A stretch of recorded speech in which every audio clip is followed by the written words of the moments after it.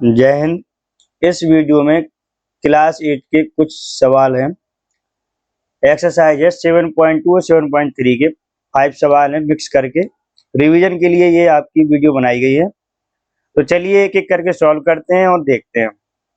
तो पहला सवाल था कि अरुण एक जोड़ी स्केट्स यानी कि पहिएदार जूते किसी सेल के दौरान खरीदता है और लाया, जिस दिए गए बट्टी की दर थी 20%। यदि उसके द्वारा भुगतान की गई राशि 1600 रुपया है तो अंकित मूल्य ज्ञात कीजिए। तो यहाँ पर हमें अंकित मूल्य निकालना है। 1600 रुपया के वो खरीद के लाया, इस पे 20% की छूट भी जुड़ी हुई है, यानी 20% छूट मिलने के बाद भी उसको वो जो जूते पड़े वो 1600 रुपया के पड़े। तो यानी अंकित मूल्य कितना रहा होगा, यानी कि अंकित मूल्य यहाँ पे ज्यादा रहा होगा और उस पर 20% की छूट मिल गई। जब 20% छूट मिलने के बाद वो 1600 के पड़े तो अंकित मूल्य ज्यादा रहा होगा, तो वो अंकित मूल्य हमें निकालना है। तो हमने लिखा कि एक जोड़ी स्केट्स का अंकित मूल्य बराबर हमको निकालना है, तो हमने क्वेश्चन मार्क लगा दिया और लिखा कि विक्रय मूल्य यानी कि बेचा गया 1600 रुपया में और जो बट्टा का प्रतिशत है वो 20% है। हमें एक चीज पूछी थी तो दो चीज दी हुई थी, हमने तीनों चीजें लिख ली। अब लगाया फॉर्मूला, अंकित मूल्य बराबर 100 गुणे विक्रय मूल्य माइनस 100 माइनस बट्टा प्रतिशत। अंकित मूल्य बराबर 100 गुणे विक्रय मूल्य बटे 100 माइनस बट्टा प्रतिशत। अब सब एक एक करके इसमें मान रख देंगे। तो लिखा कि एक जोड़ी स्केट्स का अंकित मूल्य बराबर 100 की जगह 100 लिखा, गुणा लगाया और विक्रय मूल्य 1600 था तो 1600 लिख दिया, 100 की जगह फिर 100 लिखा, माइनस लगाया और बट्टा प्रतिशत 20 था तो यहाँ पर 20 लिख दिया। अब फिर लिखा कि एक जोड़ी स्केट्स का अंकित मूल्य बराबर 1600 में 100 का गुणा कराया तो 2 जीरो और बढ़ गए यहाँ पे और 100 में से 20 घटाया तो 80 आ गया। अब 80 से 160 को काट दिया तो 80 दूनी 160, तो यानी 160 की जगह आ गया 2 और 3 जीरो भी बचा तो लिख दिया 0 0 0। तो कुल मिलाकर के एक जोड़ी स्केट्स का अंकित मूल्य था वो 2000 रुपया था। फिर से देखो काटना कैसे है, 80 दूनी 160, यहाँ पर बचा 2 और 3 जीरो ये बचे तो 3 जीरो लगा देंगे तो 2000 रुपया हो जाएगा। दूसरा सवाल है, मैंने एक हेयर ड्रायर 8% वैट सहित 5400 रुपया में खरीदा। अब यहाँ पे आप ये ध्यान दीजिए कि वैट एक प्रकार का टैक्स है। अब ये जीएसटी वाला सवाल है, वो भी टैक्स है। तो एक टैक्स के प्रकार है। तो जब 5400 रुपया में उसने हेयर ड्रायर खरीदा तो उसमें 8% वैट भी जुड़ा हुआ है, यानी कि जब 5400 रुपये उसने दुकानदार को दिए तो 8% वैट को जोड़ कर दिए। इसका मतलब 8% वैट को घटा दें तो और सस्ता पड़ जाएगा। तो यानी कि वैट से पहले का मूल्य कम रहा होगा 5400 से। तो उसने पूछा है कि वैट को जोड़ने से पहले का उसका मूल्य ज्ञात कीजिए, यानी कि जब खरीदा 5400 का लेकिन जब बिना वैट के खरीदेगा तो कितने का पड़ेगा, यानी कुछ सस्ता पड़ेगा। तो कितने कम का पड़ेगा वो हमें बताना, उसके पहले का मूल्य बताना है। तो हमने लिखा माना 8% वैट को जोड़ने से पहले हेयर ड्रायर का मूल्य बराबर x रुपया। हमने मान लिया कि जो है हेयर ड्रायर का जो मूल्य था वैट जोड़ने से पहले वो x था, ठीक है।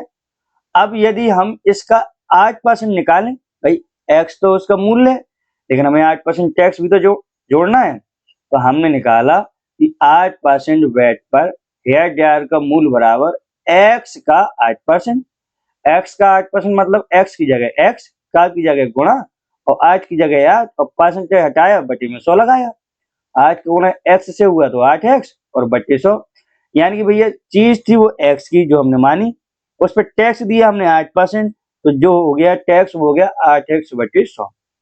अब जब हम कोई चीज खरीदेंगे और हमें टैक्स देना है तो मूलधन के साथ टैक्स जोड़कर ही तो देंगे, यानी कि x के साथ हम 8x बटे 100 भी जोड़ेंगे तब हमें वो चीज मिल पाएगी, क्योंकि मूलधन जो है आपका x है जो मूल्य है और जो टैक्स है वो 8x बटे 100 है। हमें दोनों को जोड़कर ये चीज मिलनी है। तो हमने यहाँ पे लिख लिया कि हेयर ड्रायर का मूल्य बराबर x जो कि मूल्य है और जो टैक्स लगना है वैट वो 8x बटे 100, दोनों को प्लस करके जोड़ दिया। अब यहाँ पे लगाया बटे 1, 100 और 1 का लिया लासा, 100 1 का लासा आया 100, तो 100 में x का गुणा होगा तो 100x और प्लस 8x। जब 100x में से 8x जोड़ेंगे तो 108x हो जाएगा। यानी कि हो गया 108 एक्स बट्टी 100 रुपये। ध्यान दीजिए, हमने मूल्य माना x, टैक्स निकल गया 8 एक्स बट्टी 100, दोनों को जोड़ दिया तो आया ये। यानी जब टैक्स के साथ जो रुपये देंगे वो हमें इतना देना पड़ेगा जो हमने माना है, ये हमारा माना हुआ मूल्य हो गया। लेकिन वास्तव में मूल्य तो उसमें दिया गया है टैक्स वाला, और वो था 5400 रुपये। हेयर ड्रायर का मूल्य बराबर 5400 रुपये जो कि दिया गया है प्रश्न में। तो हमने जो माना ये टैक्स सहित, और उनने जो टैक्स सहित दिया वो 5400, ये दोनों हो गए बराबर। तो हमने लिख दिया कि तब प्रश्नानुसार 108 एक्स बट्टी 100 हमने अपना माना हुआ लिख लिया और बराबर लिख दिया 5400। अब इसका करेंगे गुणा भाग, तो ये 100 यहाँ जो बटे में है ये यहाँ पहुंच जाएगा तो गुणा में आ जाएगा। तो हमने लिखा कि 108 एक्स बराबर 5400 गुणा 100, ये 100 पहुंच गया ऊपर। अब ये 108 यहाँ गुणा में है तो ये भी बटे में पहुंच जाएगा। तो हमने लिखा यहाँ सिर्फ बचा x, तो लिखा x बराबर 5400 गुणा 100 बटे 108। अब 108 को 18 के पारे से काट दो, तो 18 छक्का 108 और ये कट जाएगा 18 तिया 54, और यहाँ पर 2 जीरो भी बचा है तो ये लिख दिया। अब ये 6 बचा, यहाँ 300 बचा, यहाँ 100 बचा, तो 6 के पारे से काटो, 6 एकम 6 और 6 पंचे 30। अब यहाँ 5 और 0 ये 50 हो गए और जिस 100 बचे, तो 50 का गुणा 100 में करोगे तो 5000 आ जाएगा। तो लिख दिया अतः वैट को जोड़ने से पहले का हेयर ड्रायर का मूल्य बराबर 5000 रुपया। इसी प्रकार से प्रश्न नंबर 3 है, बस थोड़ा सा भाषा का अंतर है, बाकी लगाने का प्रोसेस सेम है। चलिए देखते हैं। तीसरा सवाल है कि कोई वस्तु 18% जीएसटी, अब देखिए वहां 8% वैट था, जीएसटी की जगह वैट था, अब यहाँ जीएसटी आ गया और यहाँ 8 की जगह 18 हो गया। करना वही है, बस शब्द बदल दिए। सम्मिलित करने के बाद 1239 में खरीदी गई, वो 5400 में खरीदी गई थी, ये 1239 में, बात वही है। तो कह रहे उनने कही थी वैट से जोड़ने का पहले का मूल्य बताओ, ये कह रहे जीएसटी जोड़ने से पहले का मूल्य बताओ, और वस्तु का मूल्य हमें वैट से जोड़ने के पहले का बताना है। तो जब हमने कोई चीज 1239 में खरीदी, 18% उसमें टैक्स जोड़ा, तो जोड़ा हुआ मूल्य हो गया 1239, तो जुड़ने से पहले उसका मूल्य कम रहा होगा, वही हमको निकालना है। तो चलिए लगाते हैं। तो हमने लिखा माना 18% जीएसटी को जोड़ने से पहले वस्तु का मूल्य मान लिया x, जैसे पीछे के सवाल में माना था। अब इसमें 18% हमें जीएसटी भी देना है, तो हमने लिख लिया कि 18% जीएसटी पर वस्तु का मूल्य बराबर x का 18%, x का 18%। अब x की जगह x से लगा, का की जगह गुणा लिखा, 18 की जगह 18 परसेंटेज हटाया 100 लगाया, 18 गुणा x से कराया 100 18x और बटे 100। यानी कि हमने जो मूल्य माना वो x था, उसमें जो टैक्स दिया 18% वो इतना आया। अब हमें जो वास्तव में जो दोनों मिला के मूल्य देने पड़ेंगे टैक्स के साथ, तो दोनों को जोड़ के देने पड़ेंगे। तो हमने यहाँ पे लिख दिया कि वस्तु का क्रय मूल्य बराबर x प्लस 18x बटे 100। अब x के बटे में 1 लगा लो और 100 1 का ले लो लासा, तो 100 आ जाएगा। यहाँ हो जाएगा 100x और प्लस 18x, 100x में 18x जोड़ेंगे तो 118x हो जाएगा और बटे 100। यानी कि हमने जो माना उसको जीएसटी के साथ जोड़ने पर जो मूल्य आया वो 118x बटे 100 आया। ठीक है, मूल्य माना था x, टैक्स दिया 18%, दोनों को जोड़ दिया जे आया। माना हुआ जे है और वास्तव में जो जुड़ा हुआ मूल्य है वो 1239 है टैक्स सहित, तो हमने दोनों को कर दिया बराबर। तो हमने लिख दिया तब प्रश्नानुसार 118x बटे 100 बराबर 1239 रुपया। अब वही कैलकुलेशन 100 को ले जाएंगे यहाँ गुणा में, तो हो जाएगा 118 को यहाँ हमने लिख दिया 118x बराबर 1239 गुणा 100। अब जो 118 ये भी बटे में आ जाएगा, तो यहाँ पे लिख दिया सिर्फ x बराबर 1239 गुणा 100 और बटे 118। 1239 में 100 का गुणा करेंगे और 118 का भाग दे देंगे। 118 का भाग देने के बाद जो उत्तर आएगा वही आपका आंसर हो जाएगा। तो लिख देंगे अतः जीएसटी को जोड़ने से पहले, ये को लिख लेना यहाँ पे, अतः जीएसटी को जोड़ने से पहले का वस्तु का मूल्य 1050 रुपया होगा। जब 1239 में 100 का गुणा करेंगे तो 2 जीरो लग जाएंगे, इसके बाद 118 का भाग कर दीजिएगा तो आपका आंसर आएगा 1050 रुपया। इसी प्रकार अब तीसरा सवाल देखते हैं।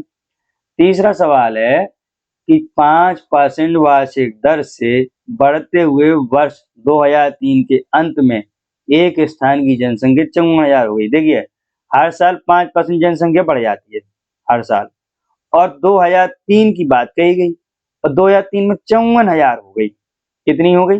54,000। तो निम्नलिखित को ज्ञात कीजिए। पहला सवाल, वर्ष 2001 में जनसंख्या कितनी थी और 2005 में कितनी थी? तो देखिए 2003 की हमें दी गई है प्रश्न में और 2001 की पूछी, तो दो साल पहले की पूछी, एन हो गया यहाँ पे 2 वर्ष।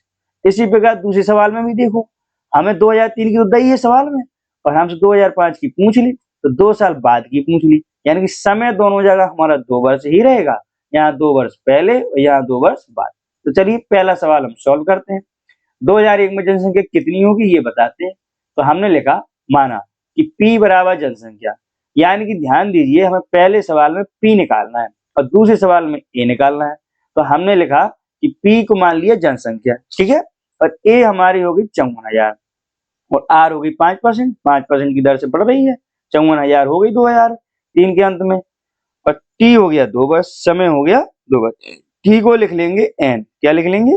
N, क्योंकि फॉर्मूला में N आता है, तो समय को N भी लिखते हैं और T भी, तो यहाँ पर T की जगह लिख लीजिए N। हमने लिखा फॉर्मूला A बराबर P कोष्टक के अंदर 1 प्लस R बटे 100 और घात N। अब सबके रखेंगे मान, तो A का मान तो हमें पता चल गया, ये दिया हुआ है 54,000, ठीक है, तो हमने लिखा 54,000, बराबर को बराबर, P को P लिखा, कोष्टक लगाया, 1 को 1, R हमारी 5%, तो हमने 5 लिख दी और बटे में 100 लगा दिया, और समय 2 वर्ष है तो हमने लिख दिया 2 बराबर में।